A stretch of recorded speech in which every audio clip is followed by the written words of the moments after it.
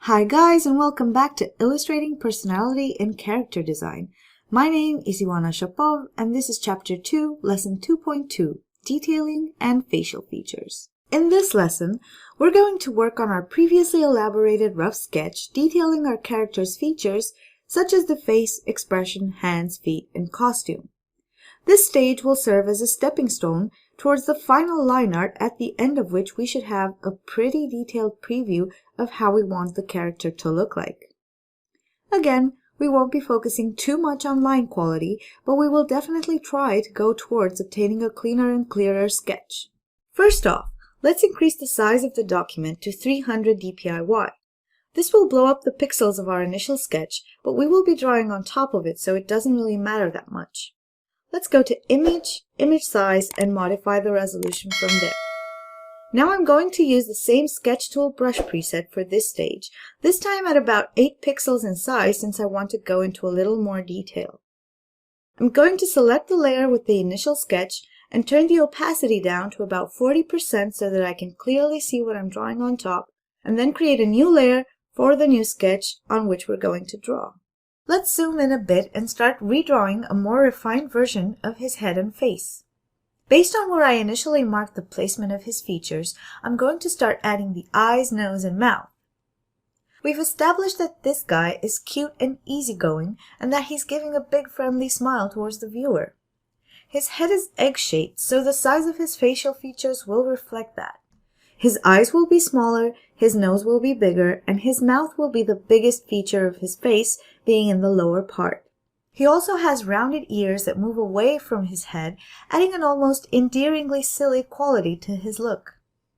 His eyes will be also pretty close to his nose, a feature that we usually associate with cuteness because it usually reminds us of babies or children. We'll give him a big rounded nose because we don't want him to be too baby-like. His wide smile will complete his face, and let's define that headscarf a bit as well. When placing his features, don't forget to visualize the volume of your character's head and face, and try to imagine how these features wrap around this volume. Notice how my lines are a little more calculated, as I am using a smaller brush at a higher resolution. This stage gives you enough leverage to still play around with the contours of the shape while bringing a little more discipline into your line work in preparation for the final stage. This means that you can still draw in a relaxed manner without trying to be too precise. You can play around with the character's features until you're satisfied.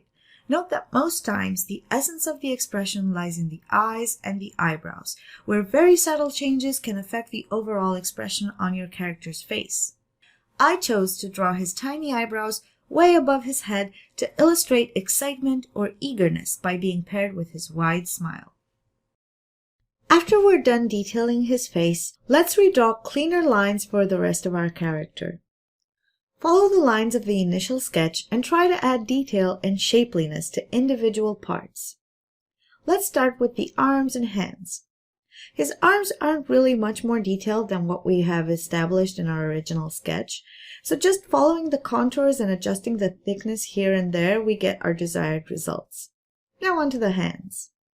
We kind of know how we want his right hand to be like since he's holding the cutlass, so if you try looking at your own hand while holding something similar, you'll see that the thumb comes on top, and then the fingers wrap around the object and go under the thumb.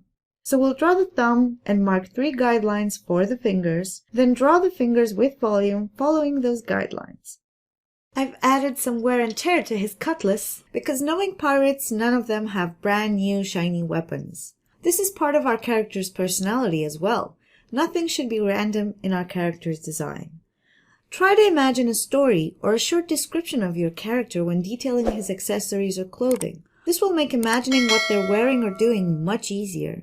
For example, our character is, like I've said, a friendly, easygoing pirate who's probably been on the sea for a while now, hence the chipped weapon and torn shirt, but hasn't let the hardy buccaneer lifestyle get to him. For the other hand, let's go with the relaxed, open position. You may encounter difficulties when drawing hands. Don't worry, it only takes practice. And by practice, I mean drawing lots and lots of hands from photo references or from life. I've included a little guide in the source files for this lesson showing you how to break down the hands into basic volumes.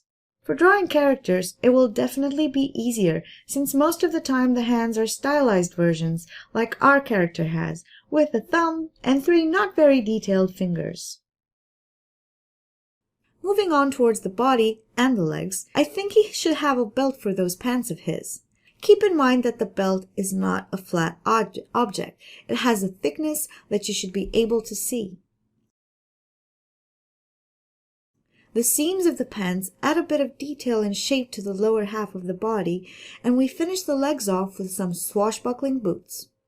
I made his feet very small in comparison to his body because one of the key elements in making a character visually interesting is contrast.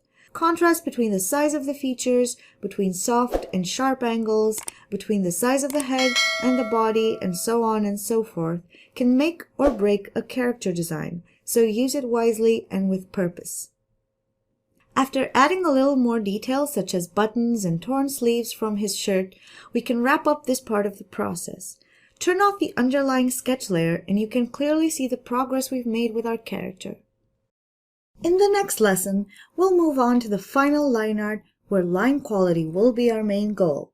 We'll use different brush for digital inking and learn how to get the best of lines in Photoshop.